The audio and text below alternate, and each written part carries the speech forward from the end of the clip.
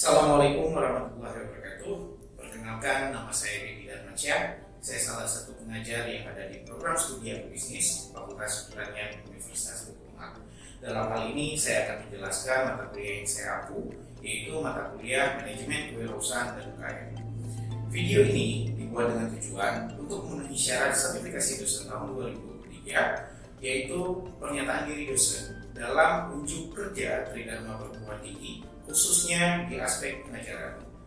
Saya akan memulai untuk menjelaskan deskripsi dan informasi umum dari mata kuliah Manajemen Kewirausahaan dan UKM. Mata kuliah Manajemen Kewirausahaan merupakan mata kuliah wajib bagi mahasiswa semester 3 pada program studi Agrobisnis Fakultas Pertanian Universitas Bengkulu, memiliki bobot 2 SKS teori dan 1 SKS praktikum selama 1 semester.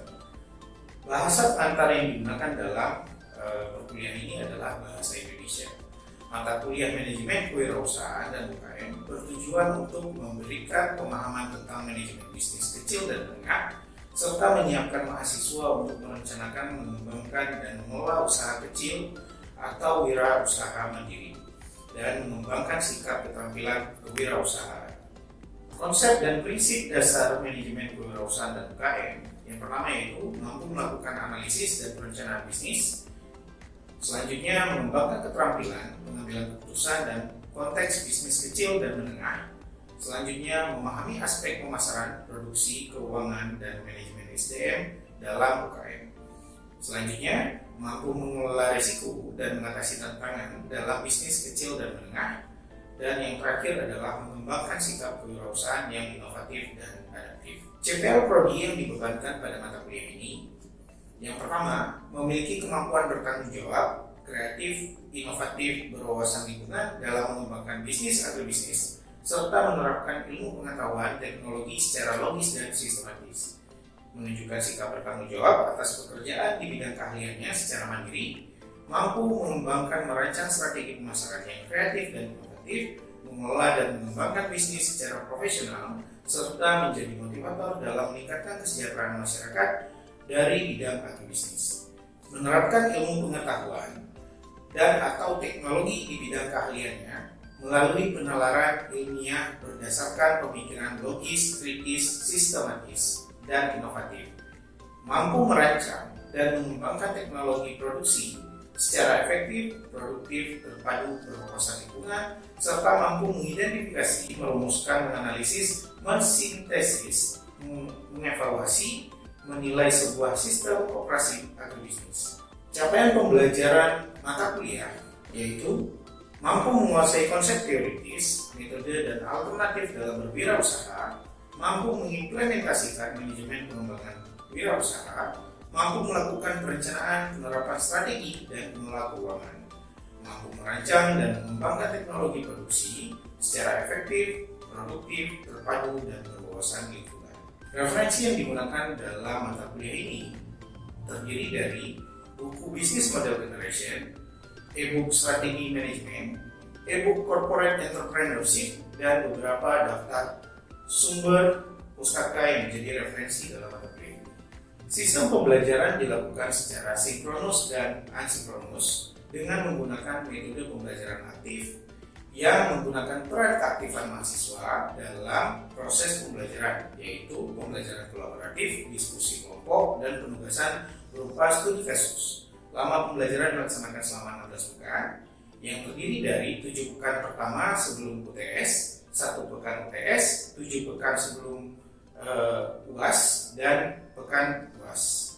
Metode pembelajaran yang digunakan bergantung dari bahan kajian atau materi pembelajaran yang akan disampaikan. Misal, pekan sebelum UTS akan menggunakan blended learning, dan pekan sebelum UAS akan berfokus pada diskusi kelompok dan studi kasus. Evaluasi hasil pembelajaran mata kuliah ini didapatkan dari kuis interaktif, penugasan, diskusi kelompok, UTS, dan UAS. Kuis interaktif dilakukan secara 2 kali, dan penugasan struktur baik secara mandiri maupun kelompok dilakukan sebanyak 5 kali. Lalu, diskusi kelompok di mana penilaiannya didasarkan pada rubrik deskriptif yang di dalamnya memuat keaktifan setiap anggota kelompok. Kemudian, UTS dan UAS menggunakan rubrik pertanyaan multiple choice. Pembuatan setiap bentuk evaluasi pembelajaran antara lain kuis interaktif sebanyak 10%, penugasan 35%, diskusi kelompok 15%, UTS 20%, UAS 20%, dengan total bobot hasil evaluasi pembelajaran sebesar 100%. Demikian informasi yang bisa saya sampaikan mengenai mata kuliah manajemen kewirausahaan dan UKM untuk mahasiswa program studi agribisnis Fakultas Pertanian Universitas Teguh Umar. Berikut merupakan cuplikan dari proses pembelajaran yang saya laksanakan secara sinkronus di ruang kelas yang ada di gedung Universitas Teguh Umar. Assalamualaikum warahmatullahi wabarakatuh. Waalaikumsalam warahmatullahi wabarakatuh. Hari ini kita akan belajar terkait dengan materi model bisnis di mata kuliah manajemen kewirausahaan dan UKM. Nah, materi ini di pertemuan yang ke-6. Nah, untuk yang selanjutnya ini ada di bagian tujuan pembelajaran. Jadi tujuan pembelajaran kita pada hari ini, bagaimana caranya kalian itu mampu merancang desain kelembagaan, itu yang menjadi tujuan. Kenapa model bisnis ini membuat kalian itu bisa mampu merancang desain kelembagaan? Nanti kalian bakal menemukan jawabannya dalam proses pembelajaran ini. Oke, nah yang selanjutnya terkait dengan model bisnis. Jadi yang mau saya tanyakan di sini adalah, ini ada dua permasalahan di depan. Nilai atau ide atau solusi itu bisa menjadi peluang bisnis. Nah, dari permasalahan yang ada, tapi di depan kalian ini ada dua permasalahan. Ada terkait dengan limbah sampah plastik yang memang nggak larut di lingkungan, dan satu lagi ada kemacetan yang menjadi permasalahan sampai dengan sekarang tapi belum ada solusinya.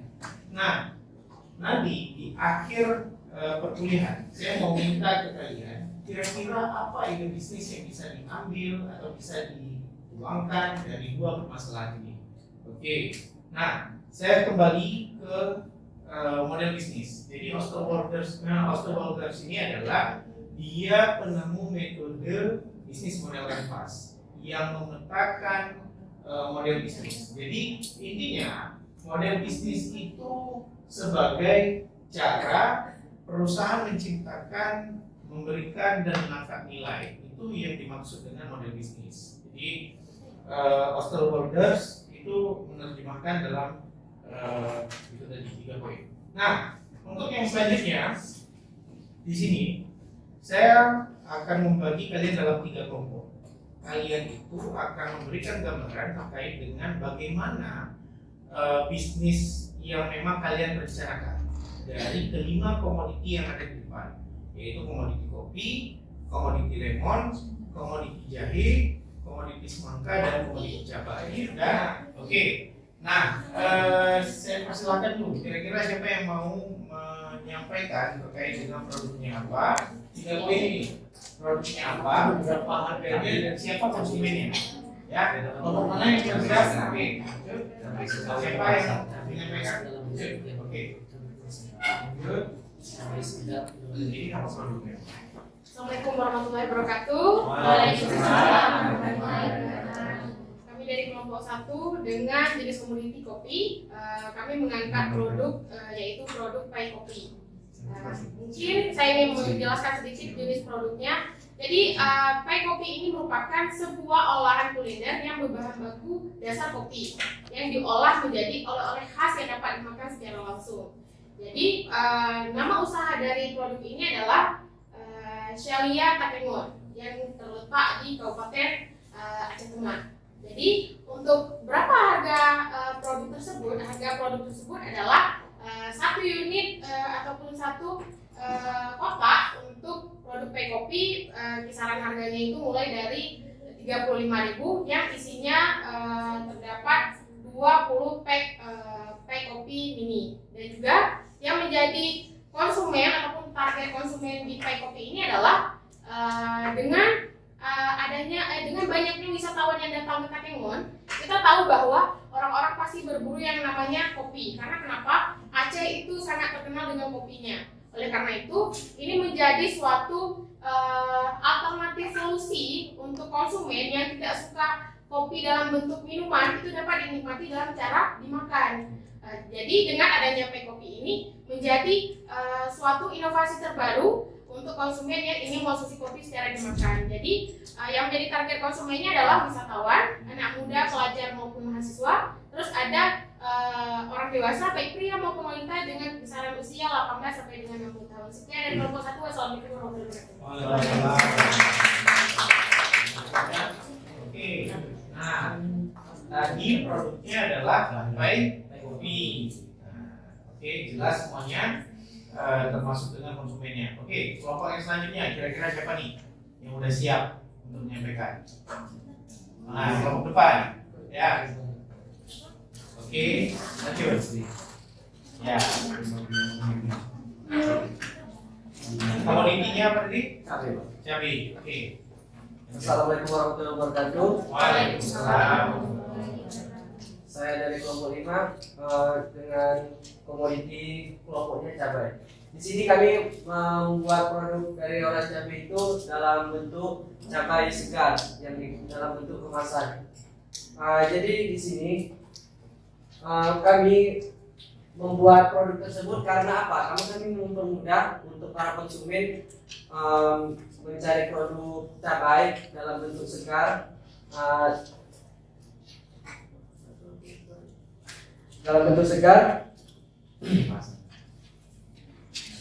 dan mempermudah aksesnya untuk dalam mencari. Sebenarnya kalau dilihat-lihat untuk masalah produk cabai ini target konsumennya itu kami kepada ibu rumah tangga biasanya yang belanja di supermarket. Tujuan kami membuat produk cabai dalam kemasan itu ialah menyediakan produk cabai itu dalam bentuk yang lebih segar dan lebih tahan lama untuk disimpan dalam jangka waktu yang lama kalau misalnya dimasukkan ke pendingin atau lemari es. Untuk harganya sendiri kami membuat harganya itu sekitar 23.000 per kemasan dengan berat per kemasan itu 200 gram. Oke, ya. Berarti target konsumennya tadi siapa? Ibu rumah tangga. Ibu rumah tangga. Oke, ya. Sekian, terima kasih. Assalamualaikum warahmatullahi wabarakatuh. Waalaikumsalam. Jadi tadi itu kalian sudah menjabarkan terkait dengan konsep bisnis yang memang bentuknya masih simpel. Tapi dalam bisnis model kanvas dia ada 9 komponen. Tadi kan udah ada kuisnya ya. Ada 9 komponen. 9 komponen ini yang menjabarkan secara keseluruhan. Semuanya dijabarkan. Baik dari apa yang diberikan kepada konsumen, baik siapa konsumennya, baik di sini channelsnya, dalam artian bagaimana mereka menjualnya, terus bagaimana mereka membangun hubungan kepada konsumennya, dan di sini ada bagaimana mereka mendapatkan uangnya di poin yang nomor 5. Nah, termasuk di bagian yang nomor 6 ini, di bagian yang nomor 6. Nah, yang ini di bagian yang nomor 6 ini adalah resource-nya. Nah, kalau yang ini adalah activity-nya. Nah, kalau yang nomor 8 adalah key partner-nya. Nomor 9 ini adalah cost-nya, cost structure-nya. Jadi intinya semua itu saling berkaitan. Nah, apa yang memang menjadi aset untuk mereka laksanakan, apa yang memang harus mereka lakukan, siapa partner mereka, dan apa biaya yang mereka keluarkan. Oke. Nah, kita coba lihat yang lebih rincinya. Nah, value proposition di sini itu bisa dilihat dari gambar-gambar baju yang ada di depan. Nah, gambar-gambar baju yang ada di depan ini, kalau kalian lihat ke kanan, itu adalah konsumen tertiapnya. Gimana kalau saya buat gini? Nah, yang ini bajunya.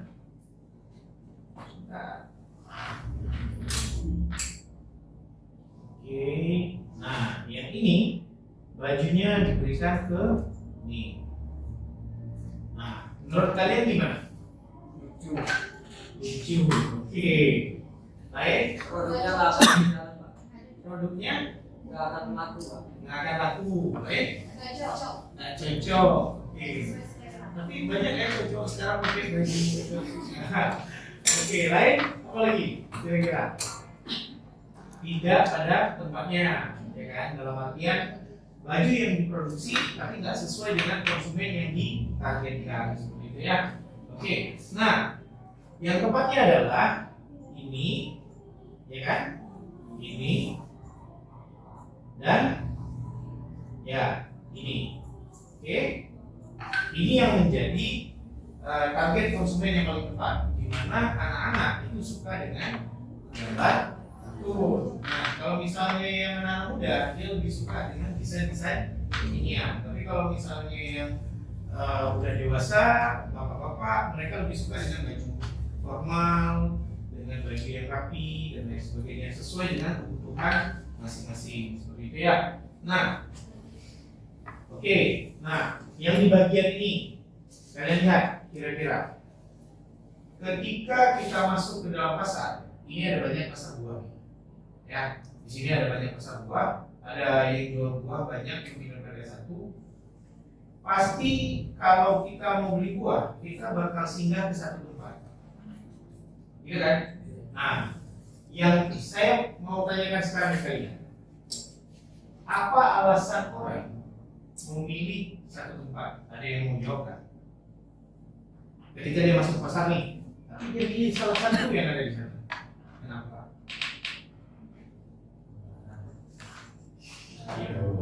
Pasti gini ya, dalam artian ketika kalian masuk, dia di sana segar-segar, masih belok gitu. Di situ ada buahnya. Nah, coba berikan alasan ke saya dengan berdasarkan pengalaman kalian. Kira-kira kenapa dia memilih di satu tempat itu untuk di sini? Ya. Kalau berdasarkan pengalaman sendiri Pak ya, biasanya itu orang pergi di situ kan seperti itu ada banyak toko-toko buah. Nah, kenapa orang memilih salah satu tempat? Mungkin alasannya yang pertama, buah yang dicari itu ada di situ. Kemudian mungkin di situ stoknya itu lebih lengkap dan kualitas buahnya itu lebih bagus, lebih segar-segar dibandingkan dengan buah yang lain.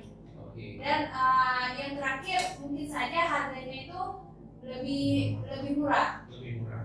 Oke. Ada yang lain? Ada? Ada yang mau menambahkan? Kira-kira apa yang kurang dari yang sesuai Mas sampaikan tadi? Ya, Cuk.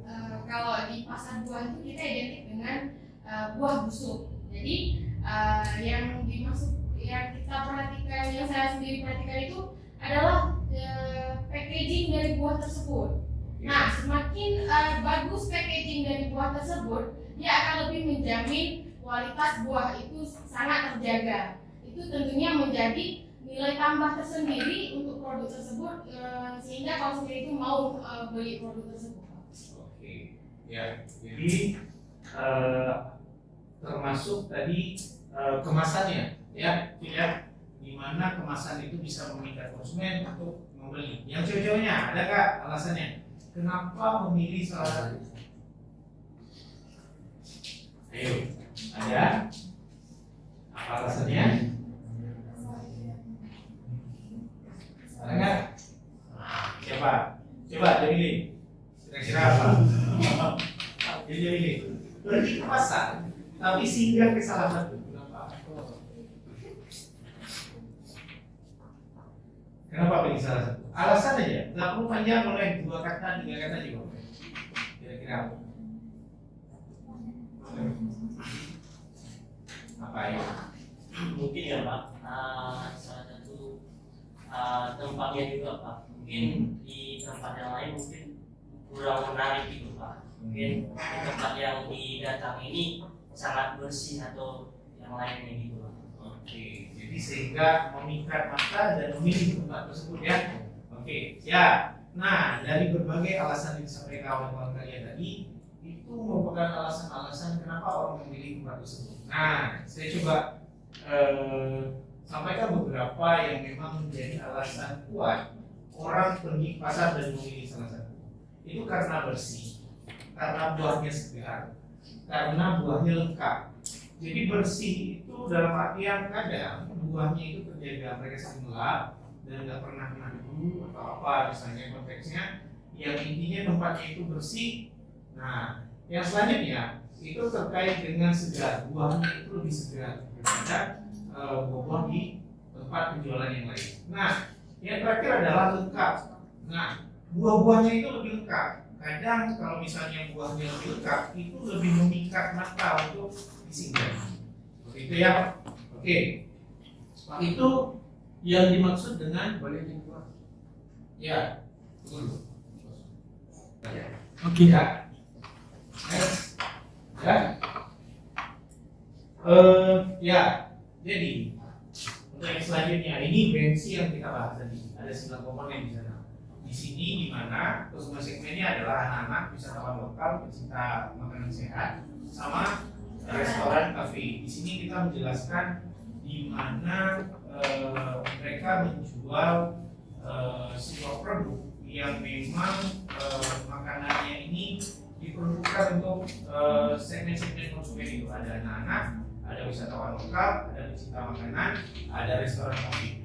Tapi ternyata setelah mereka mengevaluasi, rupanya yang anak-anak ini kurang dalam proses pembelian ini, termasuk biayanya itu termasuk tinggi, sehingga konsumen anak-anak ini kurang potensial. Nah, yang ada mereka produksi itu malah makin menambah biaya dari si perusahaan. Jadi ini desain kemasan toko kartun ini diperuntukkan kepada si anak-anak. Nah, termasuk di sini ada distributor kemasan toko kartun. Ini tujuannya adalah untuk menjual kepada si anak-anak. Nah, kalau dalam bisnis model manfaat itu kita bisa menghilangkan komponen ini dengan melihat secara keseluruhan. Coba lihat.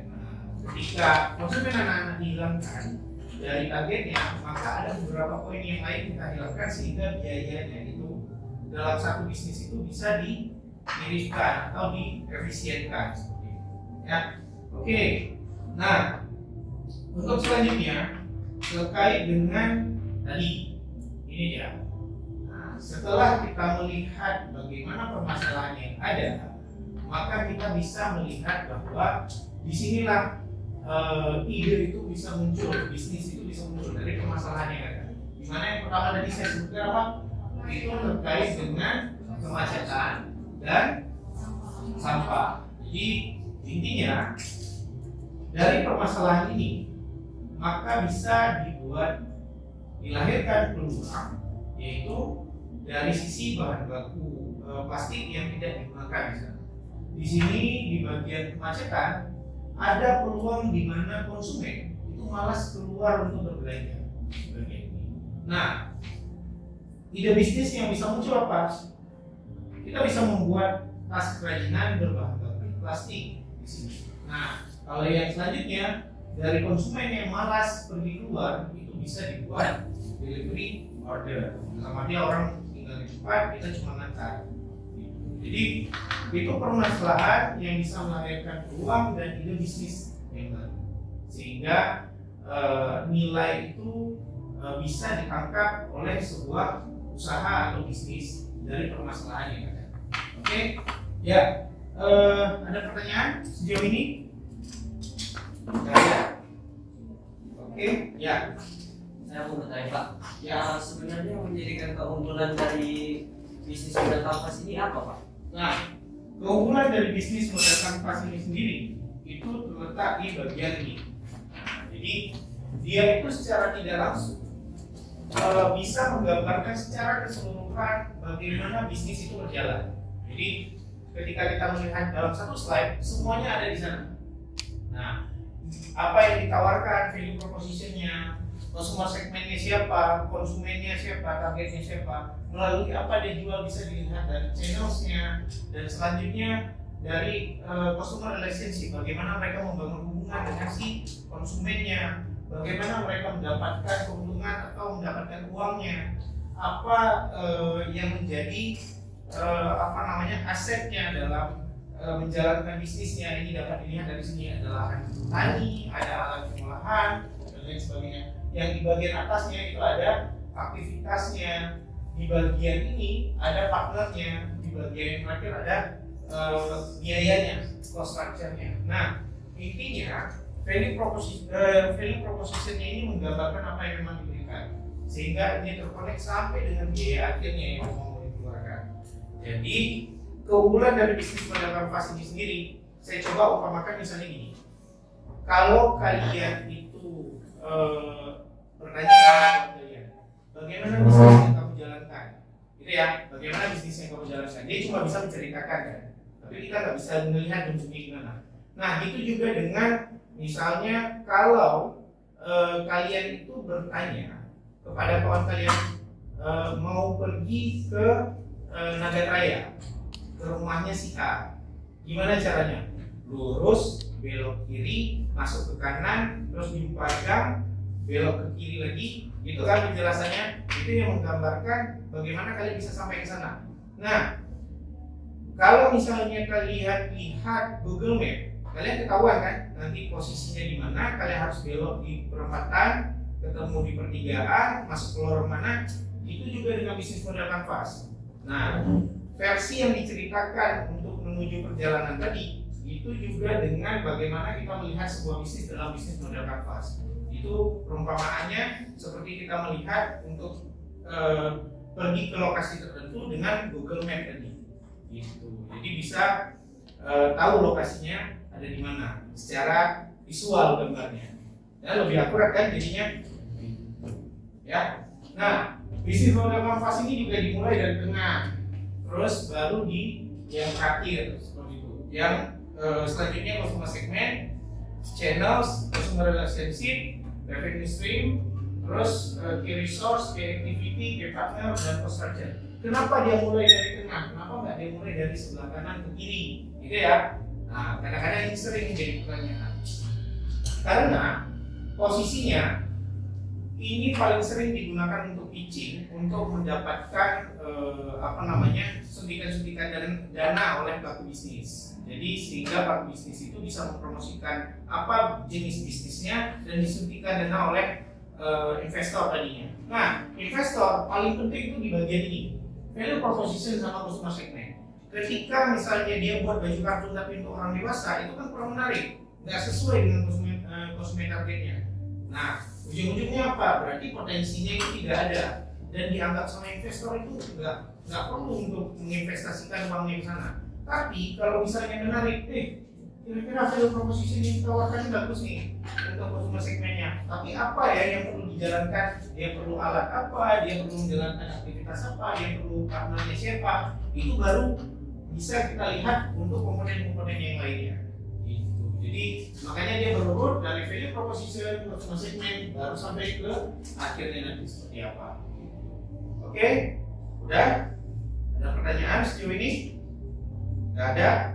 Kalau nggak ada, kita tutup kelas untuk hari ini. Saya minta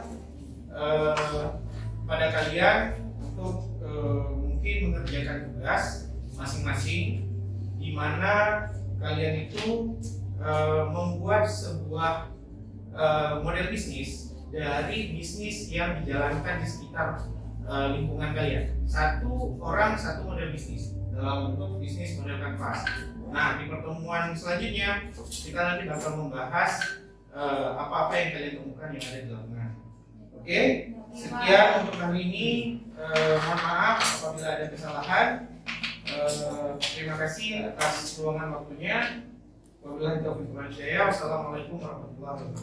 Waalaikumsalam warahmatullahi wabarakatuh.